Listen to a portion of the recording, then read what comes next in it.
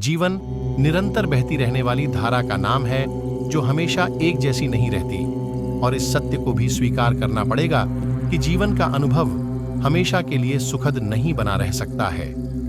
जीवन की यात्रा के साथ आपको समस्याओं और जिंदगी के विभिन्न पहलुओं का एहसास होता है। यह समस्याएं आपके काम में हो सकती हैं, आपके परिवार में हो सकती हैं, दोस्तों के साथ, या फिर कुछ और। यह समस्याएं तभी पीछा छोड़ सकती हैं जब आप उनका सीधे सीधे डटकर सामना करो और उनसे भागना बंद कर दो। यहाँ तक कि भगवान शिव भी यही कहते हैं। उनकी ओर से दी गई शिक्षा और सूत्रों से आपको जीवन में अपने लक्ष्य पाने में मदद मिलेगी। आइए एक नजर डालते हैं भगवान शिव की ओर से दिए गए सफलता के सूत्रों पर, जिनके बारे में उन्होंने माता पार्वती से बात की थी। दृढ़ निश्चय ही वो रास्ता है जिस पर चलकर इंसान सफलता को पा सकता है। किसी भी कार्य को करने के पीछे मनुष्य का मन में किया गया निश्चय ही सबसे बड़ा कारक होता है। समाज के लोगों से प्रभावित न होना।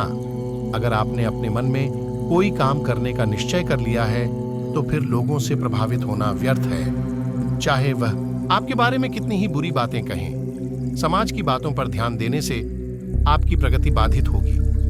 आप लोगों को शांत नहीं कर सकते है, भले ही कितना ही प्रयास किया जाए। इसलिए अपनी ऊर्जा व्यर्थ करने से कोई लाभ नहीं। शांत रहकर खुद को नियंत्रित रखना। शिव को संसार का सबसे बड़ा योगी कहा जाता है। खुद में स्थिर रहना और परिस्थिति से दूर रहकर भी उस पर पकड़ रखना आसान नहीं होता। महादेव एक बार ध्यान में बैठ जाएं तो दुनिया में कुछ भी उथल पुथल हो, लेकिन उनका ध्यान कोई नहीं तोड़ सकता। शिव का यह गुण हमें जीवन का गहरा ज्ञान देता है कि आप भले ही संसार की किसी भी परिस्थिति में लिप्त हों, लेकिन अपने भीतर स्थिर बने रहना आवश्यक है।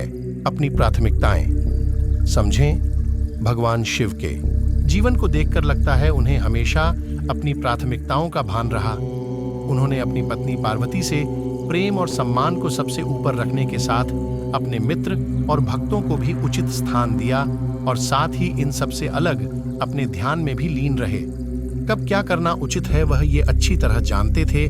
मनुष्य सदा ही भय का कारण ढूंढ लेता है। जीवन में हम जिन मार्गों का चुनाव करते हैं वो चुनाव भी हम भय के कारण ही लेते हैं, किंतु यह भय वास्तविक रियल होता है। भय का अर्थ है आने वाले समय में विपत्ति की कल्पना करना। किंतु समय का स्वामी कौन है? न हम समय के स्वामी हैं और न हमारे शत्रु।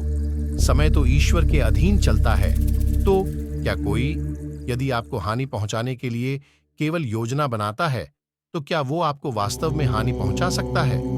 नहीं, किंतु भय से भरा हुआ हृदय हमें अधिक हानि पहुंचा सकता है। क्या यह सत्य नहीं? स्वयं विचार कीजिए। दोस्तों, ऐसी ज्ञान की बातें आप तक पहुंचे, लाइक, कमेंट और चैनल को सब्सक्राइब करें।